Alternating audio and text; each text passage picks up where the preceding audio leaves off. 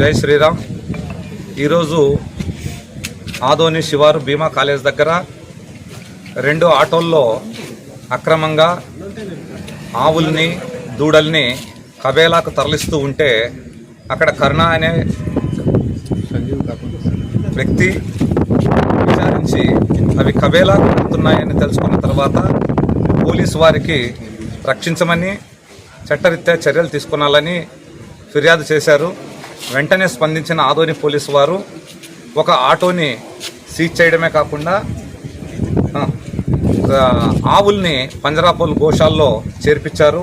కరుణతో పాటు సంజీవ్ ముఖ్యంగా అతను కంటపడగానే ఆ డ్రైవర్ని అడిగాడు ఇది ఏం జరుగుతోంది అని.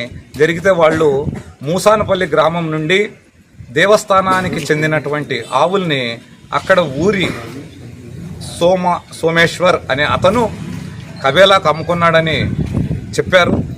ఇది భారతదేశ రాజ్యాంగం ప్రకారము జంతు హింసా చట్ట నిరోధక ప్రకారము నేరం కాబట్టి దీనిపైన ఎఫ్ఐఆర్ నమోదు చేసి దీని వెనక ఉన్నటువంటి అందరిపైన కేసు నమోదు చేసి భవిష్యత్తులో ఇలాగ అక్రమంగా గోవులు, దూడలు, ఎద్దులు, మిగిలిన పశువులు నిబంధనలకు వ్యతిరేకంగా కబేళాకు వెళ్లకుండా చట్టపరమైన కఠిన చర్యలు తీసుకొనాలని తెలియని వారికి ఇక్కడ ఆదోనిలో ఈ వృత్తిపైన ఈ వ్యాపారం పైన అనేక మంది ఉన్నారు.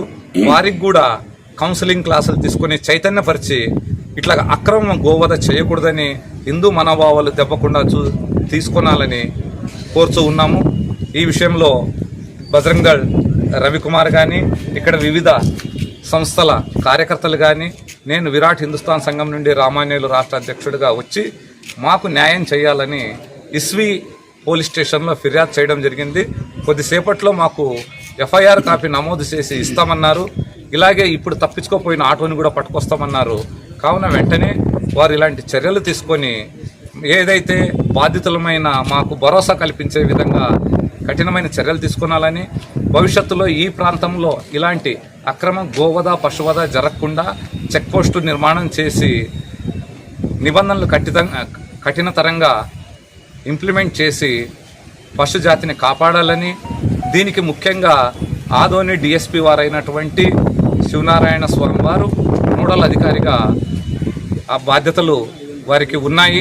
వారు కర్నూలు జిల్లా మొత్తానికి ఈ విషయంలో హైకోర్టు ఏదైతే ఆదేశాల ప్రకారము వీటిని రక్షించే బాధ్యతలో ఉన్నారు.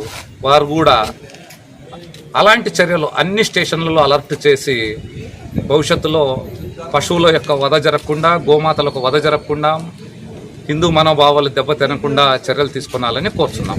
జై శ్రీరామ్.